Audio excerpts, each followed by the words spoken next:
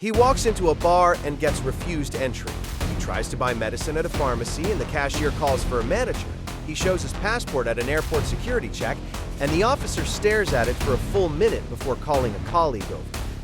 Every single day of his adult life, this man has to prove that he is who he says he is, because Denis Vashurin is 32 years old, and he looks exactly like a 14-year-old boy.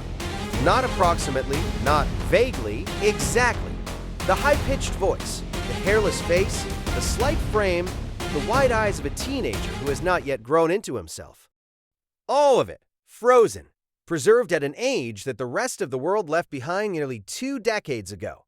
And the most extraordinary part of his story is not what happened to his body. It is what he chose to do with his life, anyway. This is the true documented story of the men whose bodies forgot to age, and what science still cannot explain about why. Denis Vashurin was born in 1987 in Russia. As a small child, he developed normally. He played with other kids, kept up with his age group, and showed no signs that anything was unusual. It was only as he approached his teenage years that something quietly, gradually became impossible to ignore. While the boys around him grew taller, developed deeper voices, and physically transformed into young men, Denis stayed exactly as he was. The growth that everyone around him experienced simply never came for him. By the time he was in high school, the difference was impossible to miss. In his graduation photograph, he stands among a group of fully grown young adults and looks like a child who wandered into the wrong picture. Denis was aware of the stares. He was aware of the reactions. But he made a decision that tells you everything about who he is as a person. He refused to let it define him. He did not move to a city where crowds might make him less visible. He did not hide from the world or retreat from public life. He moved to a small village in Russia's Krasnoyarsk region, built a quiet life, and engaged with the world on his own terms. When a popular Russian YouTube personality named Vasya interviewed him, Denis said something that stuck with millions of viewers who watched the video. He said, "When I realized I would no longer change physically, at first I felt somewhat uneasy. I thought about how everything would be, how my life would go on, whether it would be hard for me.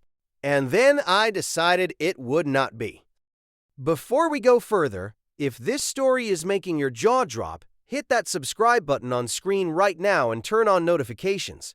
We find these extraordinary true stories every single day, and you will not want to miss what is coming next. Denis Vashurin is not alone in this experience. On the other side of the world in Poland, a man named Tomasz Nadolski stopped growing at the age of 12.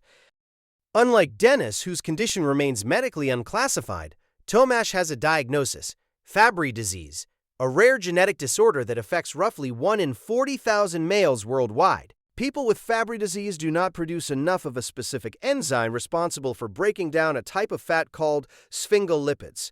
When this fat accumulates in the body's cells over time, the effects are wide-ranging and severe. For Tomasz, it meant his body halted its physical development at the age most boys are just beginning to grow into themselves. At 25 years old, he is consistently and repeatedly mistaken for a 12-year-old child, not a young-looking adult, a child. But Tomasz's story is harder than Denis's in almost every way, because while Denis is physically frozen in his teenage appearance but otherwise healthy, Tomasz lives with pain that is genuinely difficult to describe. He experiences severe, constant pain throughout his entire body. He has deformed feet due to bone complications and requires specially made shoes to walk. He suffers from chronic infections of his lymphatic system, frequent fevers, and persistent vomiting. And perhaps most strikingly, he is connected to an IV line for 20 hours of every single day to receive nutrition, because his body cannot process food adequately on its own. 20 hours a day, every day, for his entire life.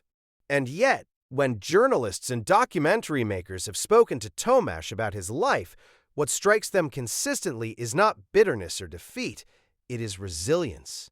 He has been bullied, he has been accused of carrying a fake ID, he has been stared at, questioned, and dismissed by people who refuse to believe that the person in front of them is an adult. He has grown up carrying a burden that most people cannot imagine, and he still dreams of a better future. He still talks about what he wants his life to become. The body that trapped him in childhood never managed to trap his mind. The medical questions that cases like Denis and Tomasz raise are ones that scientists are only beginning to understand. What controls the aging process at a biological level? Why do some bodies proceed through the normal developmental timeline while others, for reasons that vary from genetic disorders to conditions that have no official diagnosis at all, simply stop? The human body has a biological clock embedded in its cells. It is written into the DNA. It is supposed to follow a sequence: childhood, adolescence, adulthood, old age, in a predictable pattern that billions of people move through without ever thinking about it. But that clock, it turns out, can be disrupted. It can be slowed. In some extraordinarily rare cases, it can appear to stop entirely. For Denis Vashurin, that means waking up every morning in the body of a 14-year-old while the world around him ages and changes. It means carrying identification everywhere and preparing for the conversation that is going to happen. The stares, the disbelief, the questions. Every time he enters a new space, it means building a life on terms that nobody else around him has ever had to navigate. And doing it with a quiet dignity that most people who have never faced anything like it would struggle to match. For Tomasz Nadolski, it means something harder still.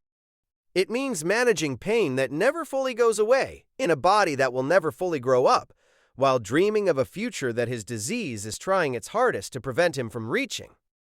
Two men, two frozen bodies, two lives that science is still trying to understand. And two reminders that the human spirit, the part of us that decides to keep going regardless of what our circumstances look like, is apparently not stored in the body at all, because neither of those two things ever stopped working, not even for a day. We cover the most mind-blowing true stories from around the world every single week. Hit subscribe and turn on notifications, because you will not want to miss what is coming next. See you in the next one.